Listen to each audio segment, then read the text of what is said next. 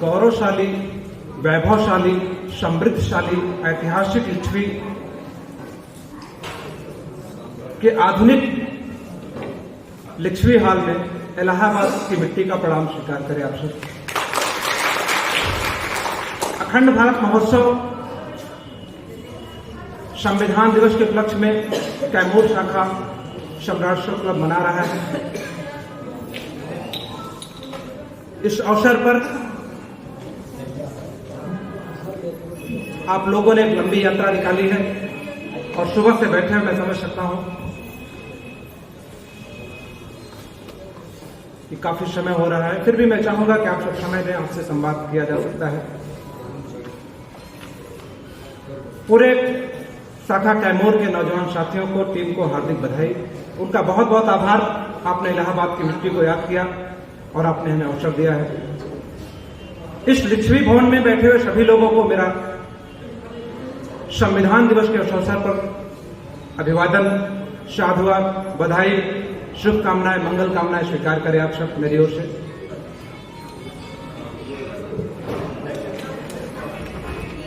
आज संविधान दिवस के अवसर पर कार्यक्रम की अध्यक्षता कर रहे हैं माननीय प्रोफेसर शिवव्रत मौर्य जी। उद्घाटनकर्ता जो अभी हमारे बीच से गए हैं जैनेन्द्र कुमार आर्य जी, और जिन्हें अभी आपने सुना है मुख्य अतिथि महोदय को, माननीय रामानंद मंडल साहब को, उनको भी मेरा अभिवादन। हमारे सामने बैठे हुए पूर्व राष्ट्रीय महाप्रबंधक सम्राट अशोक क्लब को भी मेरा अभिवादन। उसके साथ एक स्वर से सभी अतिथियों का मेरी ओर से अभिवादन और बहुत बहुत स्वागत बंधन है। मैं सीधे विषय बिंदु पे आऊंगा, इसलिए कि बहुत सारे अतिथियों ने आपको अपनी बात रखी है, आपने सुना उनको। जो आज का विषय बिंदु है वो इतना छोटा नहीं है कि उसको आधे घंटे 20 मिनट में एक्सप्लेन करके यहां से चले जाया जाए। क्योंकि हम लोग कॉलेजों में, स्कूलों में एजुकेटर के रूप में नर्सरिंग करते हैं, तो हमको मालूम होता है कि किसी विषय पर किसी निष्कर्ष तक ले जाने के लिए कुछ वक्त की जरूरत होती है। और आपने इतना विशाल विषय चुना है, उस पे से कुछ अंश पर मैं प्रकाश डालना चाहूंगा।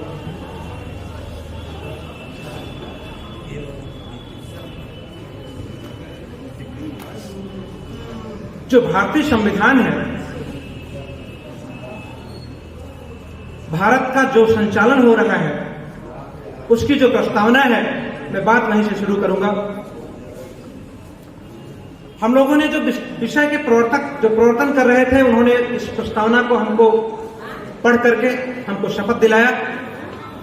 इस प्रस्तावना में जो लाइनें हैं, प्रतिष्ठा और अवसर की समानता प्राप्त करने के लिए अर्थात इस संविधान के बनने और लागू होने से पहले यह सबके पास नहीं थी। मेरी माताएं बहनें बैठी हैं, उनको आईपीसी धारा कितना भाग है, कितना निश्चय करूंगा कि जो प्रस्तावना है संविधान का, ये कह रहा है कि आजादी से पहले यह लोगों के पास जो चीज नहीं है वह उन्हें दिया जाएगा। इस बात की गारंटी हमारा भारतीय संविधान है और 26 नवंबर को इस शपथ लेकर के सबको गारंटी दिया। जो लोग मंदिर मस्जिद के चौखट पे जाकर के शक्ति अर्जित करना चाहते हैं, उन्हें मैं बताना चाहूंगा, आपके पास दो तरह की शक्तियां हैं। एक जो आप खाते हैं, जो आप पीते हैं, उससे ताकत पैदा होती है, जिससे आप बलिष्ठ होते हैं। और दूसरी शक्ति आपको संविधान से मिलती है, जिससे आप पूरा जीवन जीते हैं।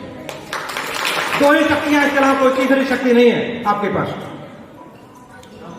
लेकिन दुर्भाग्यवश जब हमने शपथ लिया कि ये सारी चीजें हम करेंगे जो अभी नहीं है, अब व्यक्ति की स्वतंत्रता मिलेगी, राजनीति की स्वतंत्रता मिलेगी, ये सारी चीजें मिलेंगी, और हम लोग उस दिशा में बड़े उत्साह के साथ चले। ये प्रेरणा हमको कहां से मिली? हजारों साल पहले उसी रास्ते पे चलकर भारत ने करके दिखाया था दुनिया को, और फिर से हमने वही रास्ता चुना। वही रोशनी हमको मिली कि अगर इस रास्ते पे चलेंगे तो निश्चित रूप से हमारा कल्याण होगा, हमारा उत्थान होगा। हम फिर से बंधुत्व की जो भावना हमारे देश में पहले रही है, उसको कायम कर पाएंगे। वो अगली लाइन में प्रस्तावना के है। ये दोनों चीजें के लिए, इसका मतलब आजादी से पहले ये दोनों चीजें नहीं थी। न तो बंधुत्व था, न तो समानता थी, न तो हमको आर्थिक आजादी थी, राजनीतिक आजादी थी, ये सब दिलाने का संकल्प लिया गया।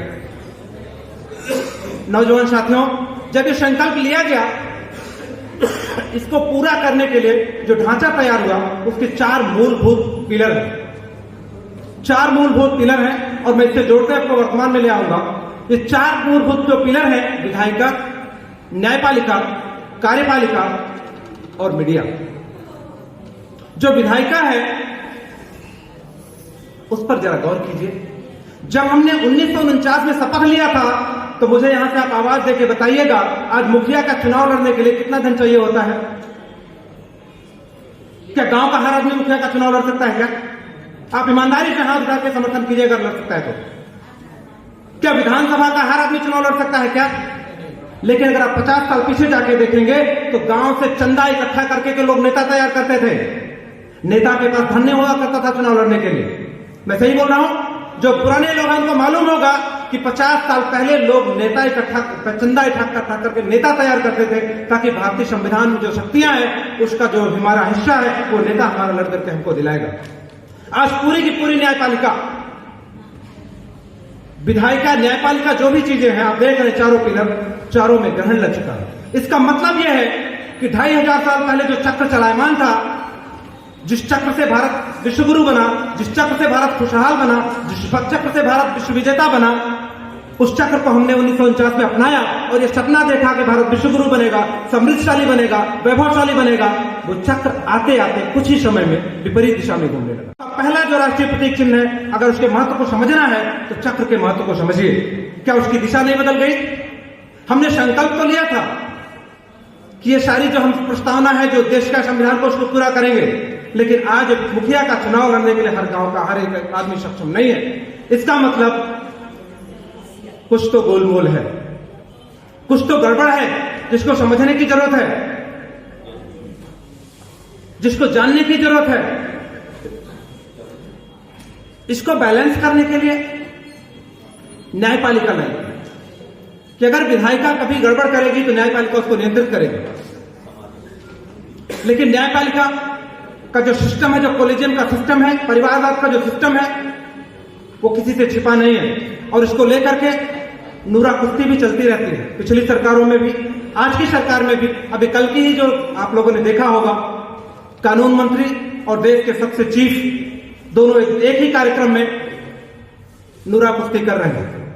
लेकिन इस नूरा कुश्ती का परिणाम हमको समझ में नहीं आता, क्योंकि इसका हम मतलब नहीं समझते। इसलिए नहीं समझते हैं कि जहां से हमको शक्ति मिलती है उसकी तरफ हमने पीठ करके बैठने का काम किया है। और जब पीठ करके आप बैठ जाएंगे तो आपकी गति बैक गियर में आ जाती है। हमने वही किया, संविधान की तरफ हमको मुंह करके बैठना था और संविधान की तरफ हम पीठ करके बैठ गए। आज नूरा कुश्ती हो रही है, हमको समझ में नहीं आ रहा कि हमारा रक्षा मंत्री, जो हमारा कानून मंत्री, वो सही बोल रहा है, जो सीजीआई है वो सही बोल रहा है। तो न्यायपालिका का यह है। जो तीसरा है कार्यपालिका, जो इन दोनों के से जो निचोड़ निकल के आता है उसको लागू करता है। कार्यपालिका, जैसे सर ने अभी अपनी बात रखी, उनको जो शक्तियां मिली है, इन्हें दोनों चीजों से मिली है शक्ति, उस शक्ति का प्रयोग कर रहे हैं। हमसे आपसे ज्यादा शक्ति उनको मिली है, वो इन्हीं दोनों चीजों से मिली है, उस शक्ति का प्रयोग कर रहे हैं। तो जब ऊपर की 2 पहिया गड़बड़ हो गया तो आगे पीछे की 2 पहिया अगर गड़बड़ हो गया तो आगे वाले कुछ हद तक बैलेंस बना लेते हैं, लेकिन आगे का ही पहिया अगर गड़बड़ हो जाए तो गाड़ी की शक्ति नहीं है। 75 साल 76 साल आते आते देश की स्थिति हो गई। मीडिया इसने क्या भूमिका अदा की? मैं इसलिए कह रहा हूं कि आप संविधान दिवस मना रहे हैं। संविधान दिवस पे मैं आपको कहना चाहूंगा, eternal vigilance is the only price to pay for your democracy, for your freedom, for your reality, for real independence. उसकी कीमत चुकाना चाहते हैं। उसकी कीमत सिर्फ और सिर्फ एक है कि आप सतत जागरूक रहिए, सतत चौकन्ने रहिए, और यह तब तक करते रहिए जब तक आप चाहते हैं कि आपका लोकतंत्र जिंदा रहे। लेकिन आप इन 7 वर्षों में आते आते ही उसकी तरफ पीठ करके बैठ गए और लोगों ने इसका क्या हाथ बना दिया। इसमें सबसे बड़ी भूमिका मीडिया की रही है। मीडिया की क्या जिम्मेदारी थी कि अगर ये तीनों लोग पब्लिक का कार्य ठीक से नहीं करते हैं, विधायिका, न्यायपालिका, कार्यपालिका, तो मीडिया लोगों के बीच में जाकर के उनकी आवाज को बुलंद करेगा। आज ऐसा होता है क्या? आज ऐसा हो रहा है क्या? आम लोगों से मैं पूछ रहा हूं, 99% जो खबर होता है वो शाम होने से पहले ही डिसाइड हो चुका होता है, खबर डिसाइड हो चुका होता है। ये अंदर की सच्चाई है आपके चौथे पिलर। इसका मतलब जो चारों स्तंभ हैं, जो चारों पिलर हैं हमारे लोकतंत्र के, जिनको भारतीय संविधान को लागू करने की जिम्मेदारी थी, उनका वर्तमान में यह है। इसका मतलब जो पहला भारत का प्रतीक चिन्ह है उसको ठीक ठीक समझने की जरूरत है, उसके महत्व को ठीक ठीक जानने की जरूरत है। जो आपका धम्मचक्र सही दिशा में चलायमान होना चाहिए था वो उल्टी दिशा में चलायमान हो गया। उसका परिणाम क्या हुआ? हम निकले थे मैत्री, करुणा, भाईचारा, प्रेम, बंधुत्व के लिए, और जैसे ही वो चक्र उल्टा चलायमान हुआ, आज क्या हो रहा है? जाति धर्म के नाम पर दंगे हो रहे हैं। तो जिस चक्र को चलाने से सुखद परिणाम आ सकते थे, उस चक्र को उल्टा चलाने से गलत परिणाम आ रहा है, और उस परिणाम का हम सभी लोग भुक्तभोगी हैं। इसका मतलब यह है कि अगर राष्ट्रीय प्रतीकों की चेतना यात्रा आप निकाल रहे हैं तो आपको एक और बात ध्यान में रखना है। आर्या सर नहीं, वो चले गए, उन्होंने एक बात रखी, मैं उसी बात को कोट करते हुए बात कह रहा हूं कि धर्म और संप्रदाय में बड़ा बारीक अंतर होता है। हमारा आदमी बड़ा भोला है, वो संप्रदाय को धर्म समझ बैठता है और धोखा खाता है। ठीक उसी तरह से राष्ट्रवाद और भारतीयता में बहुत बारीक अंतर है। अगर आप फिर से धोखा खा गए, अगर राष्ट्रीयता धर्म आपके भारतीयता पे हावी हो गई, तो फिर वही जो उल्टा चक्र चल रहा है वो कभी रुकने वाला नहीं। बहुत बारीक अंतर है। चूंकि जो लोग इन चारों खंभों को, जो चारों पिलर को कमजोर कर रहे हैं, वो लगातार आपकी भावनाओं का दोहन कर रहे हैं, लगातार आपकी भावनाओं के साथ खेल रहे हैं। कभी धर्म के नाम पे, कभी जाति के नाम पे, कभी मजहब के नाम पे, कभी क्षेत्र के नाम पे, तो कभी राष्ट्रवाद के नाम। इसलिए आपको सजग होने की जरूरत है। जब आप इन राष्ट्रीय प्रतीकों की चर्चा करते हैं, इन राष्ट्रीय प्रतीकों की यात्रा निकालते हैं, तो आपको यह भी समझने की जरूरत है कि राष्ट्रीय प्रतीकों का मतलब क्या है, इनको लागू कैसे किया जा सकता है। हम जागरूक हो गए, तिरंगा समझ लिया मेरा है। हम जागरूक हो गए, बाघ मेरा राष्ट्रीय पशु है। हम जागरूक हो गए, अशोक चक्र मेरी निशानी है, अशोक स्तंभ भारत का प्रतीक चिन्ह है। इसके आगे क्या? इसके आगे क्या? तब हमको समझना पड़ेगा कि जो भारत की वर्तमान स्थिति है, इसको दिशा देने के लिए हमको क्या करना होगा। और तब ये सारे सवालों के जवाब आपको ढूंढने पड़ेंगे जो मैं आपके सामने साझा कर रहा हूं। तो जो चारों पिलर हैं, मैंने आपको जैसा कि ब्रीफ किया, मुझे लगता है कि आप सब इससे सहमत होंगे और इन पर बात की जानी चाहिए। और एक एक प्रतीक की अगर व्याख्या की जाएगी तो बहुत लंबा समय हो सकता है। मैंने आपको केवल धम्मचक्र हमारा जो प्रतीक है वो उल्टा घूम रहा है, मैंने आपको इतना इसमें बताया है, उसका परिणाम आपके सामने है। ठीक ऐसे ही और सारे आपके प्रतीक हैं, चाहे वो मोर हो, चाहे अशोक स्तंभ हो, चाहे वो बाघ हो। मैं बड़ा ताज्जुब में था, आज से 2-3 साल पहले हम लोग राष्ट्रीय की जो वेबसाइट है, जो आधिकारिक वेबसाइट है, वहां पर राष्ट्रीय प्रतीकों के बारे में जरूर बेहतर चीजें होंगी। आपको जान के आश्चर्य होगा कि वहां प्राइमरी में जो पढ़ाया जा सके उस लायक भी सामग्री उपलब्ध नहीं है उस वेबसाइट पे। आप लोग गूगल करके देख सकते हैं, वेबसाइट पे सर्च करके देख सकते हैं।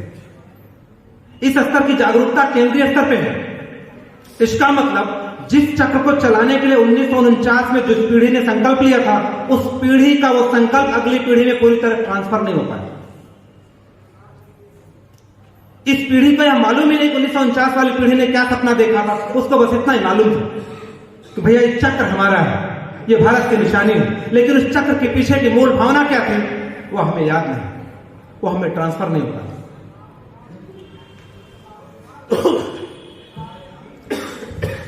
इसका कारण क्या है? चूंकि सम्राट अशोक क्लब पूरे भारत में भारतीयता को जिंदा रखना चाहता है, भारतीय धरोहरों को सजाए रखना चाहता है, लोगों के बीच में उसे पुनर्स्थापित करना चाहता है। तो जब इसको मूल को हम लोग देखते हैं कि इसके पीछे क्या कारण है, तो आज तक आपने सुना होगा मिलावट। मिलावट किसमें होता है? आपको खाद्य सामग्री में मालूम है, आप जितनी वस्तुएं अपने दैनिक जीवन में यूज करते हैं, आपको मालूम है कि उसमें मिलावट असली और नकली होता है। हम में से जो लोग कुछ पढ़ लिख गए, दूसरी पीढ़ी तीसरी पीढ़ी के लोग पढ़ लिख गए, उन्होंने हमको बताया कि पढ़ना अच्छी बात है, संविधान पढ़ना, शिक्षित होना अच्छी बात है। लेकिन आपको जान के आश्चर्य होगा कि शिक्षा में सबसे ज्यादा मिलावट है। पूरे के पूरे शिक्षा तंत्र में सबसे ज्यादा मिलावट है, अर्थात आपके दिमाग में सबसे ज्यादा मिलावट होना जा रहा है। हम अपने बच्चे को स्कूल भेजते हैं पढ़ने के लिए और हम ये सोचते हैं कि हमारा बच्चा पढ़ लिख कर अच्छा बनेगा, लेकिन उसमें सबसे ज्यादा मिलावट है। मैं ये क्यों कह रहा हूं? क्योंकि आप सभी यहां बुद्धिजीवी बच्चे हैं, इसलिए मैं आपसे संवाद कर रहा हूं, क्योंकि बाकी लोग जा चुके हैं। एक घटना याद करता मैं इसको आपको समझाने का प्रयास करूंगा। इसके पहले की जो सरकार थी केंद्र में, वो एक मिशन मोड प्रोजेक्ट लेके आए। डिजिटलाइजेशन का जो पूरा आप देख रहे हैं ढांचा, उस मिशन मोड प्रोजेक्ट के साथ साथ एक और अच्छा काम किया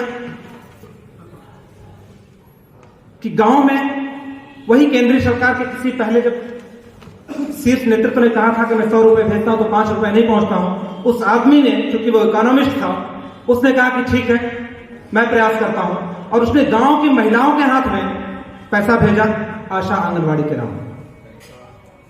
उसने नारा दिया सर्व शिक्षा अभियान का। यह तमाम काम करके 5 साल पूरा किया। उसको उम्मीद थी कि दूसरी तीसरी बार वो रिपीट कर जाएगा। लेकिन 2008-9 आते आते दिल्ली की सड़कों को नौजवानों ने जाम कर दिया, संसद को चलना मुश्किल कर दिया, रेलवे स्टेशन मेट्रो बंद करने पड़े। वो बेचैन हो गए कि आखिर मैंने क्या गुनाह किया है? रोजगार की गारंटी दी, गांव में पैसा भेजा, मैंने गुनाह तो नहीं किया।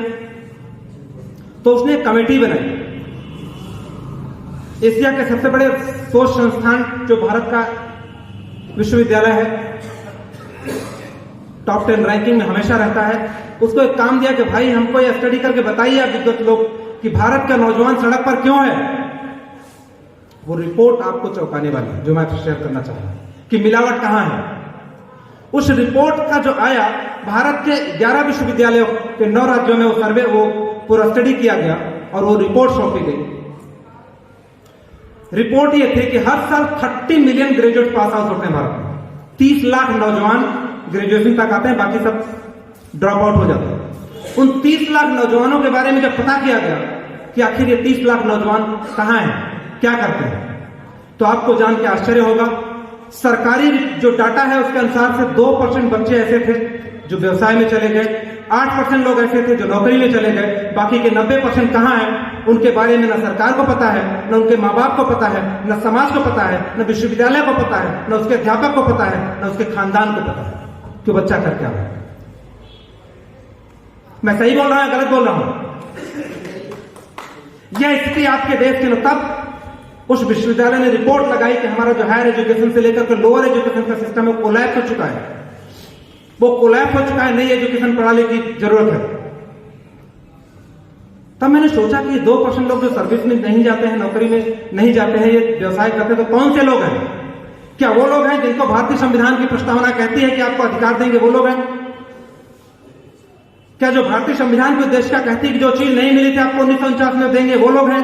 नहीं, ये 2% वो लोग हैं जो पहले से व्यवसाय में हैं, उनके बच्चे व्यवसाय में चले जाते हैं। फिर मैंने सोचा जो नौकरी में है, क्या वो लोग हैं जिनसे वादा किया गया था कि आपको ये हिस्सेदारी दी जाएगी, वो लोग हैं? फिर पता लगा नहीं, ये वो लोग हैं जो पहले से स्थित हैं। तो ये कैसे संभव हुआ? एक एजुकेशन का गैप क्रिएट किया गया। मैं आपको बहुत बारीक बात बता रहा हूं जहां से ये प्रॉब्लम, जहां से चक्र उल्टा चला। मान लीजिए मैं आर्ट का स्टूडेंट हूं, मैंने बीए की पढ़ाई की है, तो यहां थानाध्यक्ष महोदय बैठे हैं, आप ईमानदारी से बताएं पूरे जीवन मुझे थाने जाने की जरूरत पड़ेगी कि नहीं पड़ेगी? मेरे बीए के सिलेबस में थानेदार के बारे में क्यों नहीं पढ़ाया गया? क्या मुझे बैंक में जाने की जरूरत नहीं पड़ेगी? क्रिएट किया। क्योंकि जब तक आप ये सब नहीं जानेंगे तब तक आप संविधान रखते रहिए, पढ़ते रहिए, आपको कोई उससे लाभ होने वाला नहीं है। यह मिलावट है। इसलिए आप सबको मैं यही कहना चाहूंगा कि जो भारतीय संविधान है उसको पढ़िए, लेकिन वर्तमान में जो समस्याएं हैं, जो चुनौतियां हैं, उन संविधान के प्रतीकों को आगे रख करके देखिए। अगर चक्र उल्टा चल रहा है तो साहस करिए खड़े होने का, उसको उसकी तरफ मुंह करके उससे संवाद कीजिए, तब आपकी समस्याओं का समाधान होगा।